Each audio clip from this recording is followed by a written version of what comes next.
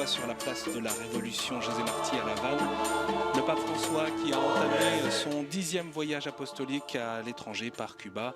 Il a été accueilli hier soir à l'aéroport international par le chef de l'État cubain Raúl Castro lors d'une cérémonie de bienvenue. Et il retrouve les Cubains ce matin à l'heure de La Havane pour la célébration de l'Eucharistie en ce 25e dimanche du temps ordinaire. Vous le découvrez à l'instant, cette grande place de la Révolution José Marti est un lieu symbolique pour tout le pays, un lieu emblématique. C'est là que donc le pape François va célébrer la messe, comme Jean-Paul II en 1998, lors de cette visite historique d'un pape à Cuba, la première, puis Benoît XVI en 2012. Nous sommes sur place avec Philippine de Saint-Pierre. Bonjour. Bonjour Étienne, bonjour à tous. Le pape a fait, avant d'arriver, un large tour sur cette place, saluant les enfants, les personnes handicapées. Oui, un large tour à la François, dans le style François, c'est-à-dire que la place est grande, il y a ici probablement plusieurs centaines de milliers de personnes sur les différentes zones de la place que vous voyez sur les images. Et le pape François, dans les dernières dizaines de mètres, est descendu de sa papamobile. Il le fait parfois pour saisir un enfant, l'embrasser, bénir des personnes, mais là il a marché pendant plusieurs dizaines de mètres pour être au plus près de cette population qu'il a accueillie avec énormément de joie, mais aussi une certaine retenue. C'était pas des hurlements ou des précipitations dans la foule, c'était vraiment la joie d'accueillir un pasteur. Peut-être un très bref mot encore, Philippine, comment justement les Cubains accueillent le pape François en ses premières heures à La Havane? Oui, évidemment, c'est une visite très très importante pour eux. C'est le 3e pape déjà qui vient rendre visite à l'église ici à Cuba. Il y avait plus de monde dans les rues hier sur le cortège, sur le trajet du cortège. Alors visiblement nous avons perdu Philippine de Saint-Pierre, que nous retrouverons bien sûr tout au long de ce voyage du pape François à Cuba. La procession d'entrée donc est arrivée devant l'autel et nous allons vivre avec le pape François la célébration de l'Eucharistie sur cette place de la Révolution José Marti de La Havane.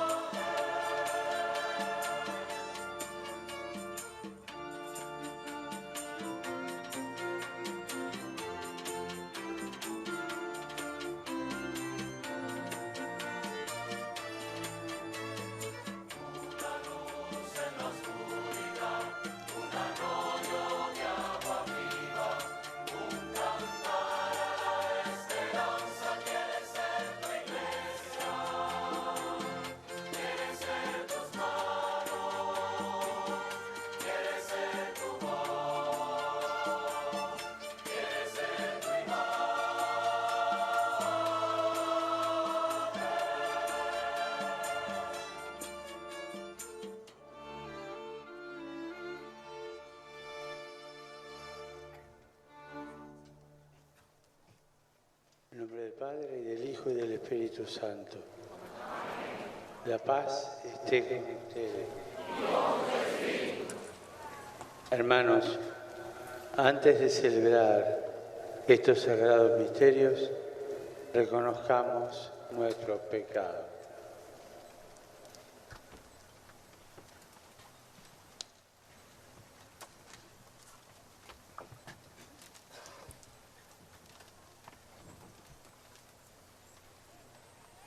Yo confieso ante Dios Todopoderoso, ante ustedes,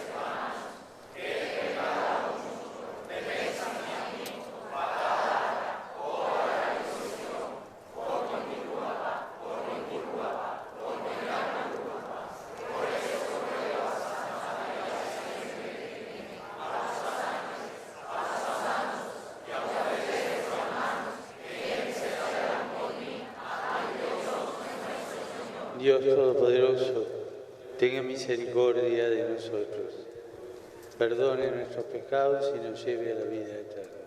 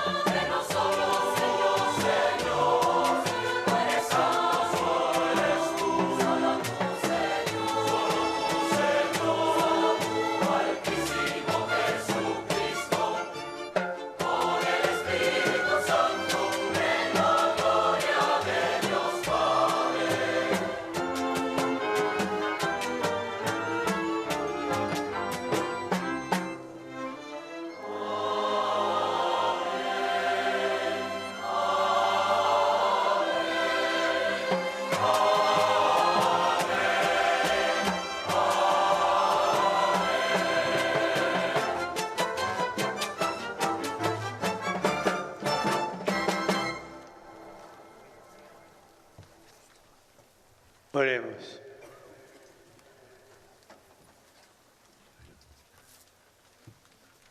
Dios, que has puesto la plenitud de la ley en el amor a ti y al prójimo, concédenos cumplir tus mandamientos. Dieu qui a placé la plénitude de la loi en l'amour envers toi et le prochain, accorde-nous de réaliser tes commandements pour arriver ainsi à la vie éternelle. Contigo en la unidad del Espíritu Santo, y es Dios por los siglos de los siglos.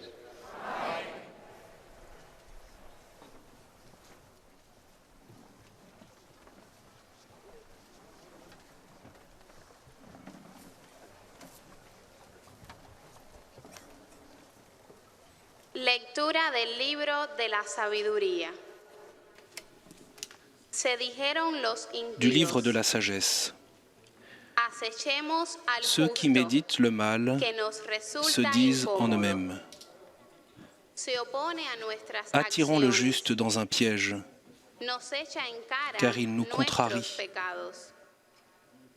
Nos reprende Il nuestra s'oppose à nos educación entreprises. errada. Veamos si sus Il nous palabras reproche de son désobéir verdaderas, à la loi de Dieu comprobando el et nous desenlace accuse de su vida. d'infidélité à notre éducation. Si es el justo hijo de Dios, Voyons si ces paroles sont vraies. lo auxiliará Regardons comme il y en lo sortira. librará del poder de sus Si le juste enemigos. est fils de Dieu, Dieu Lo l'assistera someteremos a la et l'arrachera prueba de la aux mains de afrenta ses y la adversaires. tortura, Soumettons-le para à des outrages comprobar su et à des moderación tourments. y apreciar Nous saurons su ce que vaut sa paciencia. douceur. Nous éprouverons Lo sa patience. condenaremos a muerte ignominiosa, Condamnons-le à une mort pues infâme, dice que hay quien puisque, se dit-il, ocupa de quelqu'un él. interviendra pour lui. Palabra de Dios.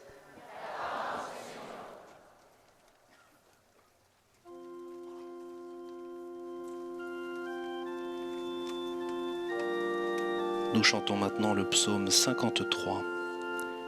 Par ton nom, Dieu, sauve-moi. Par ta puissance, rends-moi justice. Dieu, entends ma prière. Écoute les paroles de ma bouche. El Señor sostiene mi vida. Dios mío, sálvame por tu nombre. Sal por mí con tu poder. Dios mío, escucha mi súplica. Presta oído a las palabras de mi boca. El Señor sostiene mi vida.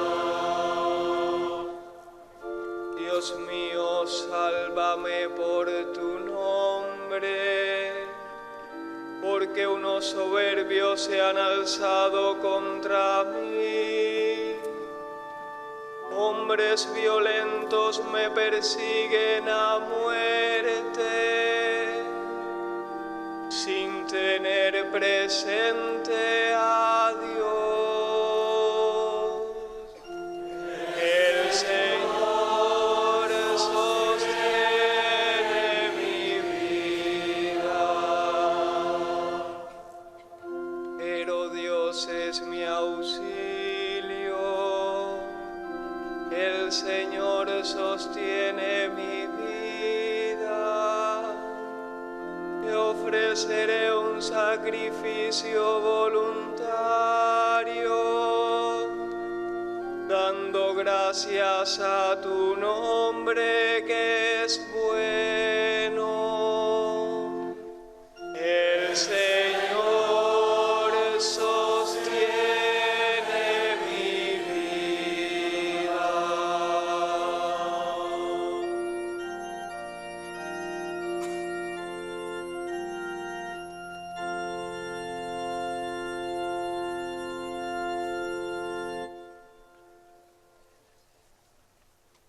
Lectura de la carta del apóstol Santiago. De la Queridos lettre de hermanos, Saint Jacques. donde hay envidias y rivalidades, hay desorden y toda clase de males. Bien-aimés, la jalousie et les rivalités mènent au désordre et à toutes sortes d'actions malfaisantes. Au contraire, la sagesse qui vient d'en haut est d'abord pure, puis pacifique, bienveillante, conciliante, pleine de miséricorde et féconde en bons fruits, sans parti pris, sans hypocrisie. C'est dans la paix qu'est semée la justice, qui donne son fruit aux artisans de la paix. D'où viennent les guerres? D'où viennent les conflits entre vous? N'est-ce pas justement de tous ces désirs qui mènent leur combat en vous-même? Vous êtes plein de convoitises et vous n'obtenez rien, alors vous tuez. Vous êtes jaloux et vous n'arrivez pas à vos fins. Alors vous entrez en conflit et vous faites la guerre. Vous n'obtenez rien parce que vous ne demandez pas. Vous demandez, mais vous ne recevez rien. En effet, vos demandes sont mauvaises, puisque c'est pour tout dépenser en plaisir.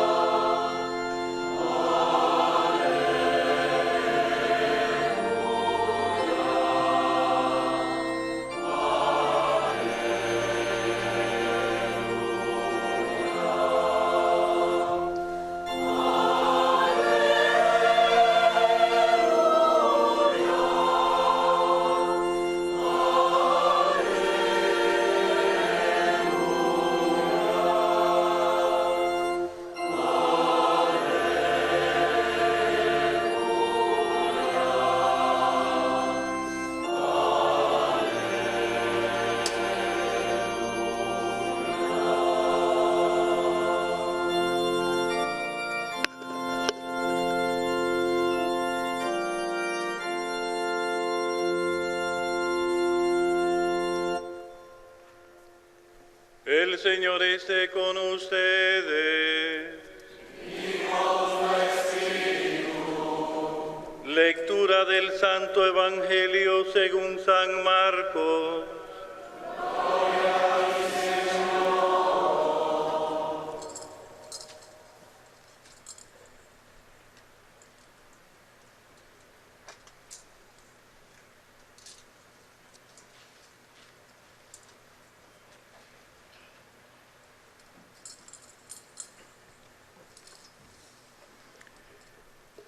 En aquel tiempo, Jesús y sus discípulos se marcharon de la montaña. De l'Évangile de Jésus-Christ selon saint Marc.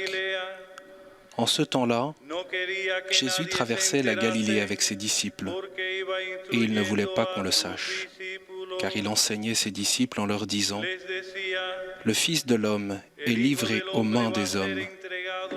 Ils le tueront, et 3 jours après sa mort, il ressuscitera. » Mais les disciples ne comprenaient pas ces paroles, et ils avaient peur de l'interroger.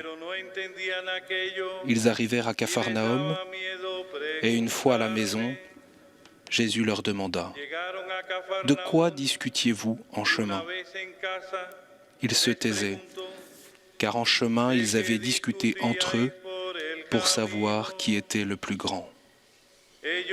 S'étant assis, Jésus appela les 12 et leur dit, « Si quelqu'un veut être le premier, qu'il soit le dernier de tous et le serviteur de tous. » Prenant alors un enfant, il le plaça au milieu d'eux, l'embrassa et leur dit, « Quiconque accueille en mon nom un enfant comme celui-ci, c'est moi qui l'accueille. Et celui qui m'accueille, ce n'est pas moi qui l'accueille, mais celui qui m'a envoyé.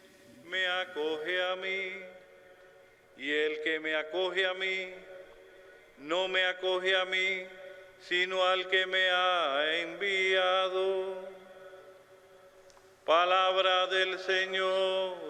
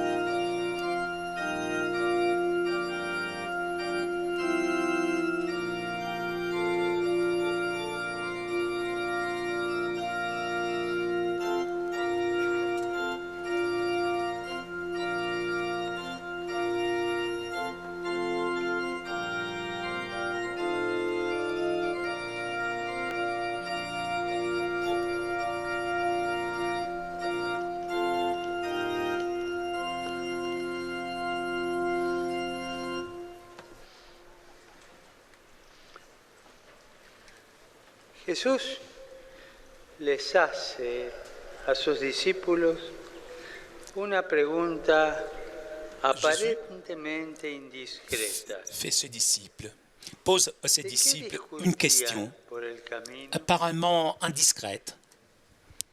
De quoi discutez-vous en chemin? Une question qui pourrait nous poser aujourd'hui à nous aussi.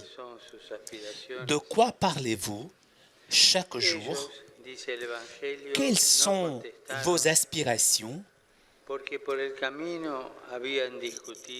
L'Évangile dit que se taisaient, car un chemin, ils avaient discuté entre eux pour savoir qui était le plus grand. Les disciples avaient honte de dire à Jésus ce dont il parlait.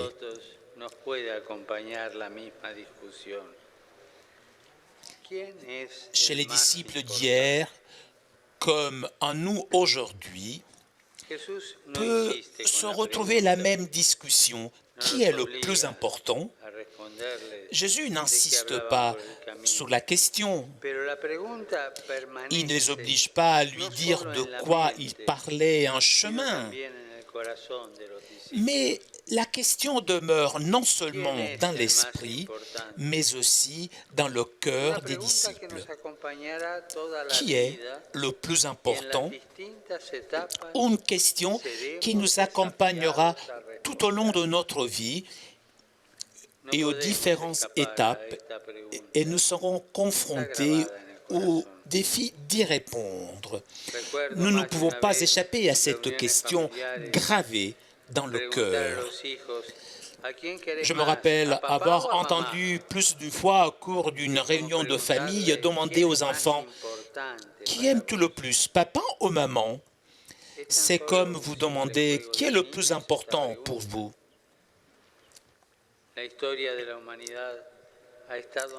Cette question est-elle seulement un simple jeu d'enfant?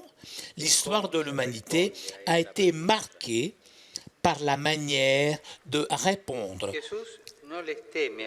Et comment on répond à cette question? Jésus ne craint pas ces questions des hommes. Il ne craint pas l'humanité, ni les différentes recherches qu'elle effectue. Au contraire, il connaît les recoins du corps humain et un bon pédagogue, il est disposé à nous accompagner toujours. Fidèle à lui-même, il assume nos recherches, nos questions, nos aspirations et leur donne un nouvel horizon. Fidèle à lui-même, il a réussi à donner une réponse capable de proposer un nouveau défi en déplaçant les réponses entendues ou ce qui a apparemment relève de l'ordre établi. Fidèle à lui-même, Jésus propose toujours la logique de l'amour, une logique capable d'être vécue par tous puisqu'elle est pour tous. Loin de tout type de élitisme, l'horizon de Jésus n'est pas pour quelques privilégiés capables d'arriver à la connaissance souhaitée et désirée ou à divers niveaux de spiritualité. L'horizon de Jésus est toujours une offre pour la vie quotidienne également, ici, sur notre île. Une offre qui fait toujours que la vie quotidienne a une saveur d'éternité. Qui est le plus important? Jésus est simple dans sa réponse. Si quelqu'un veut être le premier, le plus important, donc, qu'il soit le dernier de tous et le serviteur de tous. Si quelqu'un veut être grand, qu'il serve, qu'il ne se serve pas des autres. Voilà le grand paradoxe de Jésus. Les disciples discutaient de celui qui occuperait la place la plus importante, celui qui serait choisi comme le privilégié. C'étaient les disciples, les plus proches de Jésus, qui discutaient de cela. Qui serait exempté de la loi commune, de la norme générale, pour se faire remarquer dans une soif de supériorité sur les autres. Celui qui gravirait les échelons le plus rapidement pour occuper les charges qui conféraient certains avantages. Jésus perturbe leur logique en leur disant simplement que la vie authentique se vit à travers l'engagement concret pour le prochain, c'est-à-dire en servant les autres. L'invitation au service possède une particularité à laquelle nous devons être attentifs. Servir signifie en grande partie prendre soin de la fragilité, soigner donc la fragilité, servir, prendre soin des membres fragiles de nos familles, de notre société et de notre peuple. Ce sont les visages souffrants, les personnes sans protection, angoissées, que Jésus propose de regarder et invite concrètement à aimer. Un amour qui se transforme en action et décision. Amour qui se manifeste à travers les diverses tâches qu'en tant que citoyens, nous sommes invités à accomplir. Les personnes en chair et os avec leur vie, leur histoire et spécialement avec leur fragilité sont celles que nous sommes invités par Jésus à défendre, à protéger, à servir. En effet, être chrétien implique servir la dignité de nos frères, lutter pour la dignité de nos frères et vivre pour la dignité de nos frères. C'est pourquoi le chrétien est toujours invité à laisser de côté ses aspirations, ses envies, ses désirs de toute puissance en voyant concrètement les plus fragiles. Il y a un service qui sert pour les autres, qui est utile pour les autres. Mais nous devons nous prémunir contre l'autre service, contre la tentation du service qui se sert des autres. Il y a une façon d'exercer le service qui vise comme intérêt le bénéfice des miens au nom de ce qui est nôtre. Ce service laisse toujours les tiens dehors en générant une dynamique d'exclusion. Nous sommes tous appelés par vocation chrétienne au service qui sert et à nous aider mutuellement à ne pas tomber dans les tentations du service qui se sert. Nous sommes invités tous, stimulés par Jésus, à nous prendre en charge les uns des autres par amour. Et cela sans regarder de côté pour voir ce que le voisin fait ou a manqué de faire. Jésus nous dit, si quelqu'un veut être le premier, qu'il soit le dernier et le serviteur de tous. Voici qui est le premier. Il ne dit pas si ton voisin veut être le premier qu'il serve. Nous devons nous prémunir contre le regard accusateur et avoir le courage de croire dans le regard qui transforme, auquel Jésus nous invite. Cette prise en charge mutuelle par amour ne vise pas à asservir. Au contraire, elle met les frères au centre de la question. Le service vise toujours le visage du frère. Il touche sa chair, il sent sa proximité et même dans certains cas, même la souffrance et cherche sa promotion. Voilà pourquoi le service n'est jamais idéologique, puisqu'il ne sert pas des idées, mais les personnes.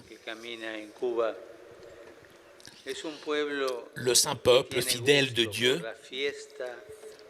en marche à Cuba, est un peuple qui a le sens de la fête, de l'amitié, de la beauté.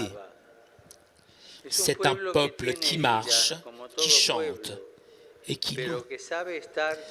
C'est un peuple qui a des blessures comme tout peuple, mais qui sait ouvrir ses bras, qui marche avec espérance, parce que sa vocation est de grandeur.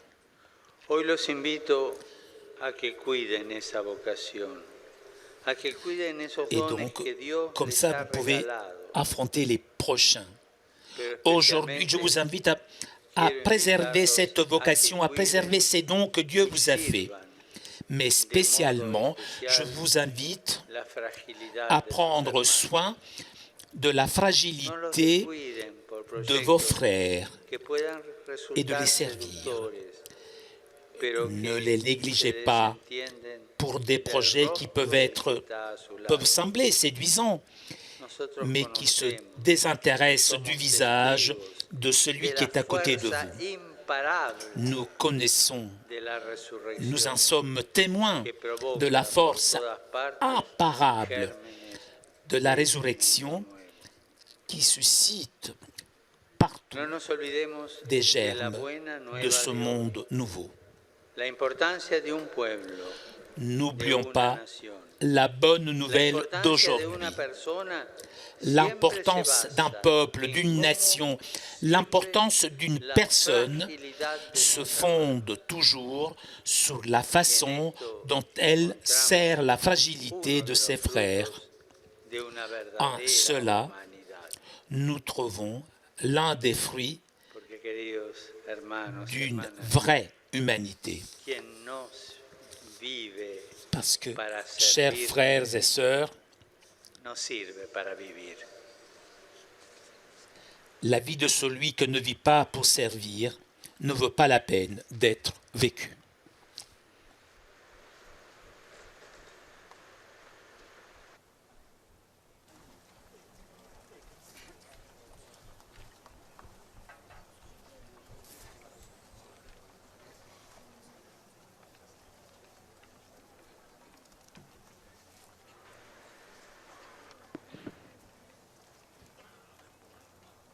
Acabamos de escuchar el comentario a la palabra de Dios que nos ha dirigido nuestro Santo Padre Francisco.